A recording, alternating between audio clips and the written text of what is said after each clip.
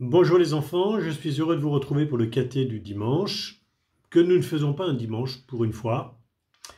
Comme cela a été annoncé, le caté vous est donné aujourd'hui, mercredi, et ce caté va préparer justement la dernière séance que vous aurez en présentiel dimanche prochain, le jour où vient nous visiter l'archevêque, notre archevêque, Monseigneur Laurent Ulrich. Aujourd'hui, le caté porte sur la dernière partie de la messe, ce que l'on appelle l'envoi en mission. En effet, la messe se termine, du dimanche, elle se termine par un envoi. Après avoir été béni, au nom du Père et du Fils et du Saint-Esprit, le prêtre chante « Allez dans la paix du Christ ». Et que répondons-nous à cette invitation d'aller à cet envoi dans la paix du Christ?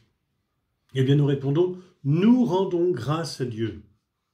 Et nous rendons grâce à Dieu de tout notre cœur, parce que nous venons d'assister à la messe où Jésus nous a donné sa parole, puis nous a donné aussi son corps et son sang en nourriture.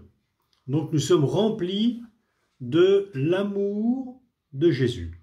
Nous sommes remplis de l'amour de Jésus. Nous sommes pleins de l'amour de Jésus. Et c'est justement cet amour de Jésus que nous sommes envoyés répandre autour de nous, partout autour de nous, à la maison bien sûr, auprès de nos parents, de nos amis, de nos frères et sœurs, et puis aussi dans nos lieux de vie, à l'école ou avec nos camarades de jeu. Nous sommes appelés à répandre la paix du Christ. Donc le prêtre à la fin de la messe nous envoie en mission. Il nous envoie en mission pour donner la paix. Cette paix du Christ, eh bien, nous la recevons d'une façon toute particulière au moment de la communion. Vous avez sans doute remarqué que pendant la messe, plus nous nous approchons de la communion et plus le mot « paix » revient souvent. Après avoir dit le Notre Père, on va demander à Dieu de donner la paix à notre temps, la paix. Et puis après, le prêtre adresse une prière à Jésus, que vous entendez, puisqu'il l'a dit à voix haute, cette prière. Hein. Seigneur Jésus-Christ, tu as dit à tes apôtres, je vous laisse la paix, je vous donne ma paix. Voilà. Et puis, après cette prière, le prêtre va nous donner la paix. Que la paix du Christ soit toujours avec vous. Est-ce que vous avez remarqué le petit geste que je fais lorsque je fais cette invocation? Que la paix du Christ soit toujours avec vous. Je pose mes deux mains sur le calice qui contient le précieux sang de Jésus. Et j'ai posé mes deux mains et je vous dis que la paix du Seigneur soit toujours avec vous. Et j'ouvre mes mains vers vous à ce moment-là. Qu'est-ce que ça veut dire? Eh bien, ça veut dire que la paix que nous recevons, elle nous vient du sang que Jésus a versé pour nous sur la croix. Jésus a versé son sang pour nous sur la croix parce qu'il nous aime d'un amour infini. Il a donné sa vie, hein? Il a donné sa vie. Ma vie, nul ne la prend, c'est moi qui la donne. Prenez et buvez, ceci est mon sang versé pour vous.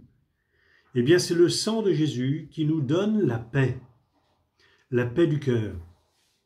Donc cette paix, elle est importante. Puis après cette paix qu'on a reçue de la part de Jésus et qui nous est transmise par le prêtre à l'autel, ben cette paix, nous l'échangeons entre nous. Parce qu'elle nous vient de Jésus, elle nous est donnée par le prêtre, ensuite nous pouvons nous l'échanger entre nous. Dans la paix du Christ, dans la charité du Christ, donnons-nous la paix. C'est l'invitation que le prêtre nous fait. Et puis après, vous avez remarqué qu'on va chanter l'agneau de Dieu. Et qu'est-ce que nous disons dans l'agneau de Dieu? On veut dire d'abord, prends pitié de nous. Agneau de Dieu qui a enlevé les péchés du monde, prends pitié de nous. 2 fois. Et la 3e fois, on dit, donne-nous la paix. Vous voyez que la paix est vraiment importante. Et elle est vraiment au cœur même de la messe. Et donc, parce qu'elle nous vient du sang que Jésus a versé pour nous sur la croix. Voilà cette paix que nous sommes appelés à aller transmettre en dehors de l'Église, où nous avons été réunis pour célébrer la messe du dimanche. La deuxième question qui nous est posée aujourd'hui est la suivante. Comme les apôtres, nous sommes envoyés en mission pour annoncer la bonne nouvelle. Quelle est cette bonne nouvelle? Eh bien, cette bonne nouvelle, c'est que nous sommes sauvés. Nous sommes sauvés parce que Jésus, en mourant pour nous sur la croix, en versant son sang pour nous, nous sauve de la mort éternelle.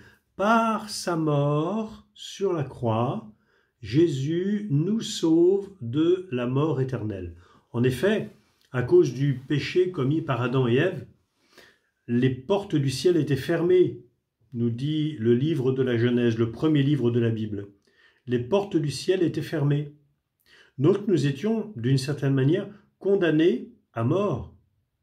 Mais Jésus, en mourant pour nous sur la croix, nous donne sa vie. Il nous donne sa vie en mourant pour nous sur la croix. Et justement, en mourant sur la croix, Jésus nous rouvre les portes du ciel. Parce que la mort de Jésus, c'est une mort qui nous sauve. Car Jésus, qui est fils de Dieu, va mourir, mais lui, la mort ne va pas l'atteindre définitivement, puisqu'il est Dieu. Donc Jésus est mort, vraiment mort, mais nous savons qu'il est ressuscité d'entre les morts. Le troisième jour, Jésus s'est relevé d'entre les morts. Et en se relevant d'entre les morts, Jésus nous entraîne à sa suite. Donc la bonne nouvelle, c'est que nous sommes sauvés. Et que après notre mort sur la terre, parce que nous mourrons tous sur la terre, après notre mort, si nous avons suivi Jésus, en faisant le bien, eh bien nous serons sauvés. Nous pourrons entrer de nouveau dans le ciel, dans le royaume des cieux, qui nous a été préparé, parce que Dieu nous aime et qu'il veut que nous vivions avec lui pour toujours. Donc la bonne nouvelle que nous sommes envoyés proclamer à tous ceux que nous rencontrons dans notre famille, auprès de nos amis, de nos camarades de classe, de nos camarades de jeu, eh bien c'est que nous sommes aimés de Dieu et nous sommes tellement aimés de Dieu qu'il nous a donné son Fils, qui nous sauve du péché et qui nous entraîne avec lui pour vivre dans l'amitié de Dieu pour toujours. Voilà cette bonne nouvelle que nous sommes envoyés proclamer. Comme les apôtres. Alors aujourd'hui, nous sommes mercredi. Nous sommes aujourd'hui mercredi et j'ajoute une petite chose parce que en ce mercredi, nous fêtons un apôtre de Jésus. Vous savez que Jésus a eu 12 apôtres, que le chef des apôtres, c'est Simon-Pierre, et que le successeur de Simon-Pierre, c'est le pape, notre pape Léon, qui vient d'être élu. Et parmi les apôtres, il y en a un qui a renié Jésus, c'est Judas. Donc Judas, nous dit l'Évangile, après avoir renié Jésus, est allé se pendre. Donc il n'y avait plus 12 apôtres, il n'en restait plus que 11. Et les apôtres se sont réunis en disant, Jésus avait choisi 12 apôtres, donc il faut en désigner un autre qui a vécu avec nous, et donc avec Jésus depuis le début de sa mission, depuis le baptême donné par Jean le Baptiste, jusqu'à maintenant.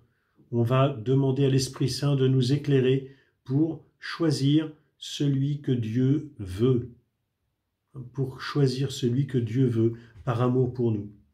Et ils ont fait, les apôtres, les disciples qui étaient réunis à Jérusalem, ont fait une élection, comme les cardinaux viennent de faire une élection pour élire le pape Léon. Ils ont fait une élection et les actes des apôtres, donc, qui nous racontent cette histoire, nous disent que le sort est tombé sur Matthias. Voilà. Et Matthias a été choisi pour remplacer Judas, qui avait vendu Jésus, qui l'avait trahi. Donc Matthias, c'est celui que nous fêtons aujourd'hui, Saint Matthias, avec les 11 autres apôtres. Donc comme les apôtres, nous sommes envoyés en mission pour proclamer la bonne nouvelle du salut. Je vous donne pour terminer rendez-vous dimanche prochain. Je vous rappelle que notre archevêque, Monseigneur Laurent Ulrich, pour lequel nous prions à toutes les messes que nous célébrons, va venir nous visiter. C'est lui qui va célébrer la messe de 11 heures. Donc je vous invite à venir très nombreux à cette messe de 11 heures pour lui montrer combien nous sommes les amis de Jésus, combien nous sommes attachés à lui, par la messe à laquelle nous participons chaque dimanche.